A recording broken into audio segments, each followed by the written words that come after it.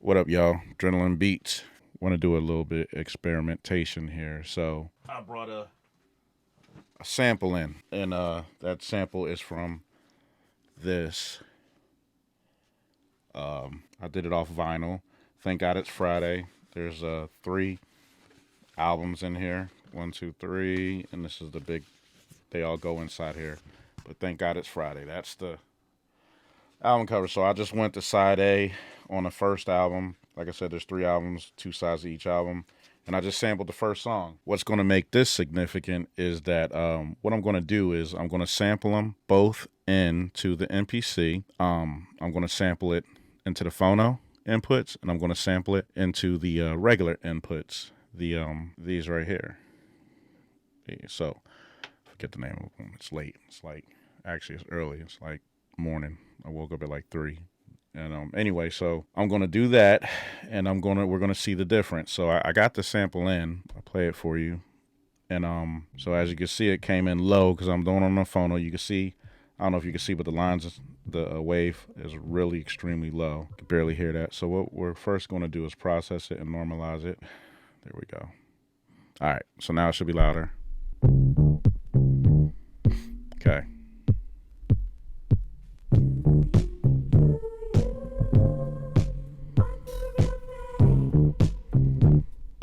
So it's clipping, coming in. Let me turn this. See which one I gotta turn down, which is not good, which is not a good start. Let me see. All right, put my volume back up. So brought the signal in through the phono. It's real finicky because when you're bringing it in through the phono jack, but it's clipping in the sound. So I'm trying to figure out what I should do. Is there a way that I can fix this actual sample? Or am I going to have to start over? I'll tell you what, we're just going to start over from scratch. So we'll go new, don't save. All right, so we'll start over, empty project. And we'll go to the sampler, specifically because it has the phono inputs. So I guess I got to lower the signal even more coming in. So let's play it. Let me hit the start on my record player. All right, so let's bring the signal in even lower than I brought it in before, which I thought was extremely low. But, it is what it is, man. It's very finicky. That's where I had it coming in before. Let's bring it in at a real low volume. So I'm going to fast forward through this part. What I'm going to do is I'm going to bring it in, and when I come back, I'm going to have the process sample. When I say process, I'm going to normalize it.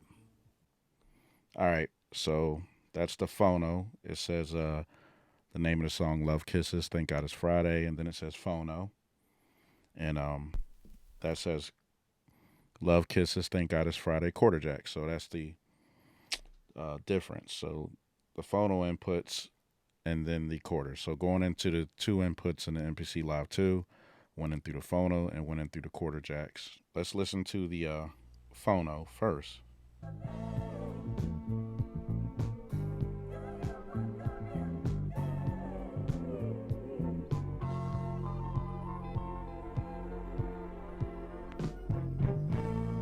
Hopefully y'all can hear that now.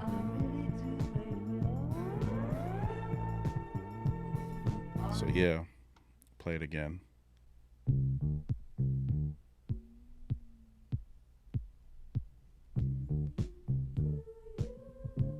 I'll be quiet.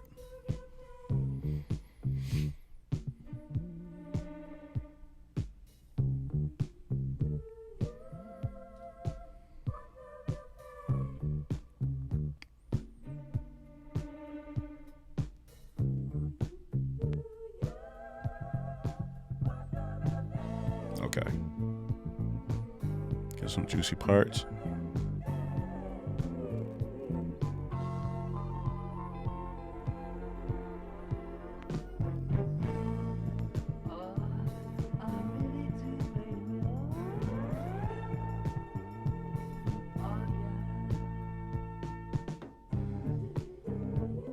All right. Now, let's play it through the quarter jacks. You can already see the wave signal is bigger. Way cleaner straight from the beginning, straight from the get-go.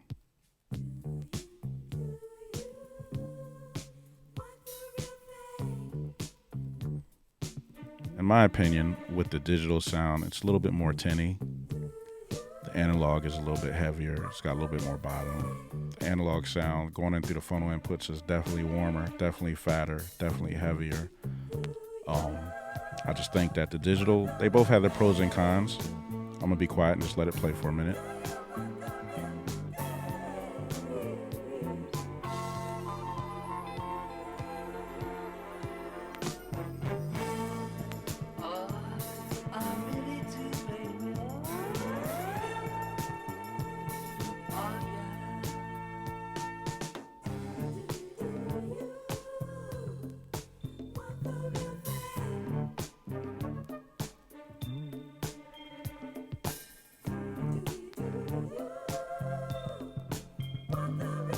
So yeah, so they both had their pros and cons. I think the digital is not going to distort as much as going into the phono inputs. The phono inputs distorts really easy. You got to be really careful with the levels going in. It just clips really easy. So those are like the main differences, you know, the sound and then coming in. The digital is going to be cleaner, sharper, but like I said, it sounds tinny to me. It sounds thin. And then going in through the phono input sounds way fatter and sounds heavier. It's got a little bit more bottom and it just sounds thicker.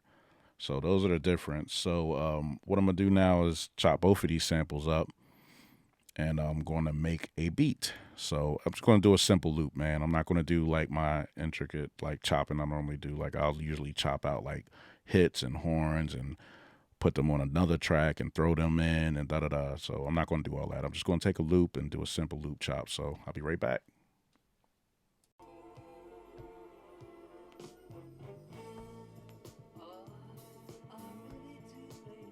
All right. So I got the two samples in here. I made the same exact loop with both samples, and I'm ready to hear them if y'all are. So the both samples don't have any effects on them, no filters, no nothing. Normally I would filter all the lows out of any sample I use, unless and I have a different process. If I'm going to use the bass line for that sample, I will filter out the lows on the main sample, but I'll duplicate that sample and then I'll just filter out all the highs and use that as a bass line. So what I'm going to do now is just play both samples, the quarter jack sample and the phono input sample. I'm going to play I'm going to mute the phono jack. I got some drums over here. I'll play it solo first and then I'll play it with the drums on it. So that's the loop for the quarter jack, going in how you would normally input into the MPC normally, not going in through the phonos, but going in through the quarter jack. So that's the loop, and this is the loop with the drums. Not mixed or anything. Drums might be up a little too high, but whatever. Just wanted to let you hear it with some drums over it.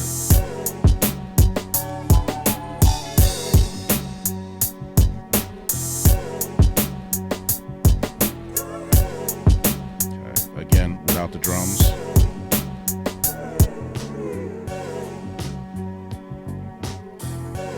All right, now we're going to switch to the phono. So we're going to just take the mute off. We're going to solo it first. Now there's going to be a lot of bottom on this because it's just that analog. It captures way more bottom, so you'll hear the difference. That would be great for like sampling the bass line. If you wanted to use the bass line and sample, and use the bass line of the sample, then this is the way to go for sure. All right, so let's listen to it with the drums.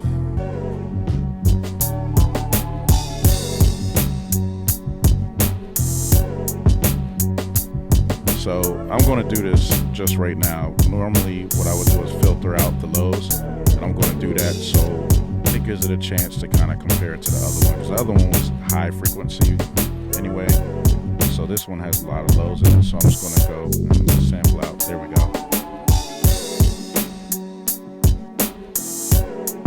And we'll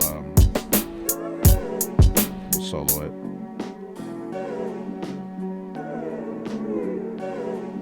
Still sounds a little different, man. It's like that super crystal clear, sharp digital audio imaging isn't there. You know what I mean? It's just not there. It's just Even taking all the lows out, it still sounds heavier for some reason, you know. But let's put the lows back in. It just has character, a lot more character. Let's take the lows out.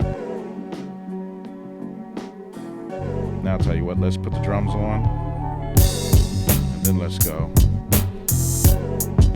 Let's put the, sounds good with the drums and that, you know, because it's that bass line. So let's take it out.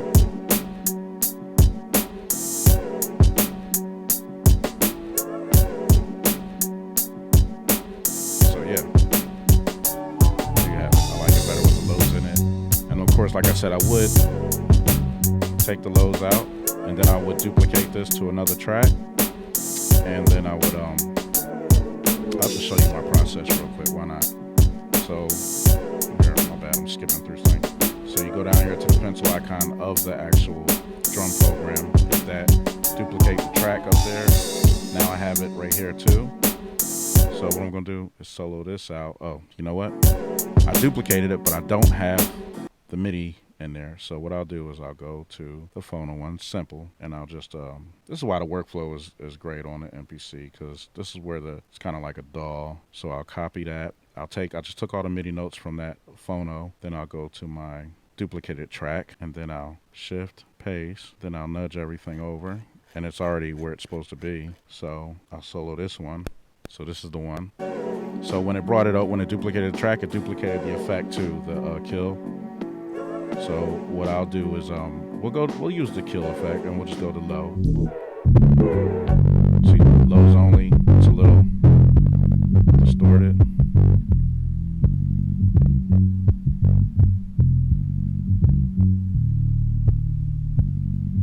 So we can either use that one.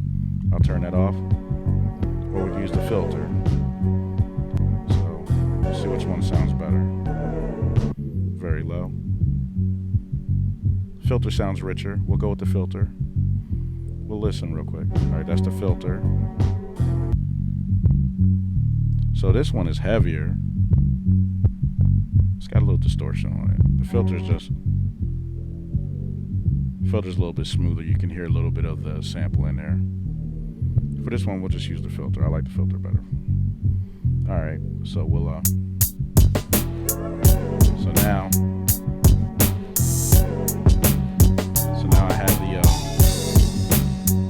I have the bass line in there separate. So we can see. So anyway, for samples, man, I just like that phono better. Now, this sample isn't processed, so it's not very loud. So I probably will have to do things to it to make it louder. Put a limiter on it.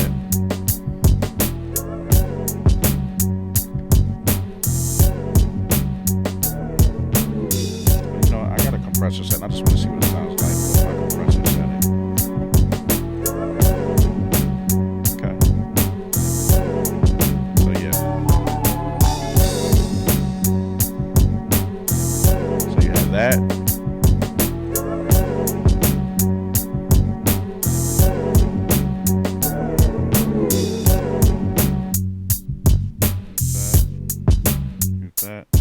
That compared to this.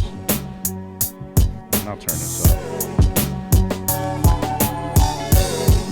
I got the bass line in for this one. That tells you how thin it is, because the bass line is in with this one is fairly present, and with the phono input, it was more present. But what I'll do is I'll go ahead and EQ this one out as well. I'll do the same thing even. I'll EQ this out, and then I'll duplicate the track. We'll do the same process. We'll duplicate the track of this one. Oops. Let me undo that. I'll duplicate it, and I'll duplicate the track. So duplicate the track, there we go. All right, and then we'll change this to a filter, just like we did the other one. So we won't go kill, we will go to filter, and we will just go to very low. And let's solo that. Oh, same thing, right? Gotta go And well, you know what? Let's see if the pace is still working from me copying the last time. It did. Cool. So there. So here's the bass line. And I'll turn it up. And you know what? I'll go ahead and put my same. I didn't put my compressor on the lows on the last one, but this one is so low, I'm gonna have to do it. So we'll put my compressor on it,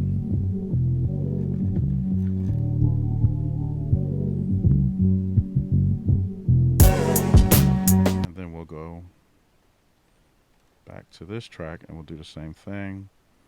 We'll put my compressor on it, just to give it a fair shake with the other one. So this is it with the bass line compressed. Compressed, it's a little loud. So that definitely cuts through more. Sounds a little more cleaner. I guess it's all preference. So you have that.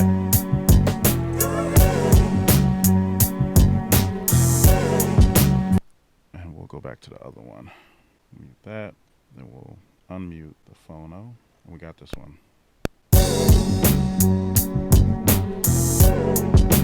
Sorry, I like the phono one better. So it's all preference, but it just sounds better, man. I don't know what to tell you. So anyway, my conclusion is I chopped the track. I brought them both through both inputs. I chopped them up. I threw some drums on them. I filtered out the bass lines, the natural sample bass line, and used that as a bass line. And my conclusion is I like the analog input, the going in through the phonos better. So everybody's got this conversation right now talking about sound, and this is just another additive. So if you really are looking to get somewhat of a better sound from drums, samples, and all that stuff, figure out a way to bring it in through your phono inputs. So you might want to take the your drum pack or whatever, and if you really want to get crazy, I don't know what kind of equipment you have, but what I'm probably going to do is put my drums in this SP404 and throw some effects on here, like the 303. What is it called? 303 vinyl sim, I guess. Let me look at it. Or the cassette. Yeah, 303 vinyl sim or the cassette sim. So I'll probably do the 303 vinyl sim. I've been using that one a lot lately. So what I'll do is probably put my drums in the SP404, turn on the 303 vinyl sim, and then input into here, output out the SP404 into the phono, and that'll give the drums that analog sheen sound. So this is just a hack to do if you don't have like a SSL6 or Big 6, or you don't have anything with some good converters outboard gear. If you just have your MPC, and you don't have anything else, you don't have the SP404 or anything, then you could just put it on your computer and then sample it from your computer. Put the drum pack on your computer in a DAW, or just play it on your phone. Have your drum pack in your phone and just go in, have it going out from your phone into the phono inputs and just play each drum sound through the phono inputs. It'll give it a little sheen coating. It'll put a little sheen on it, little analog, and that's better than nothing. So this is kind of like a hack to get that analog sound in your MPC if you don't have any outboard gear. Also wanted to say Black Lion Audio, I'm sure they're profiting and benefiting right now from this conversation that the MPC community has been having about sound through EA Ski and Av McCree and I Am Sight and everybody else involved. But I will say this, the Black Lion Audio modification, they only do it to the MPCX. So you send your MPCX in. I'm sure it takes a long time. So if you don't have more than one MPC, then you're kind of screwed. I have a couple, MPC1 and this MPC Live 2.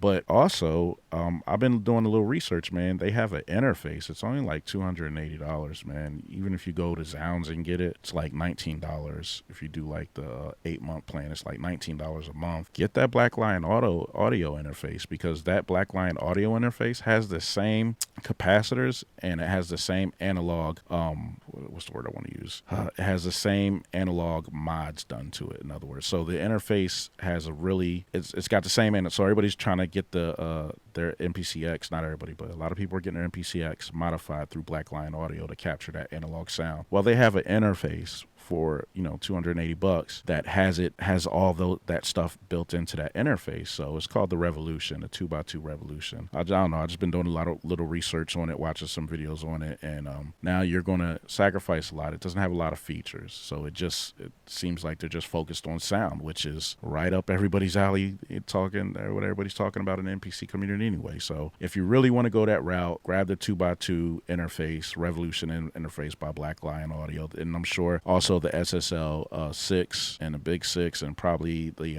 Vault, the UAD Vault, the SSL, the little one, the little SSL interface. They probably sound good as well, but there's something, I don't know. I just feel like Black Lion Audio, they focused on their analog circuitry and converters. So when you go on their page and look at it, it says that interface has analog circuitry and analog converters. So to me, that just kind of sold me. So that's what I'm going to do. I'm going to grab one of those. I'm also going to grab the SSL 6, you know what I mean? But I'm going to grab the Revolution. It's cheap.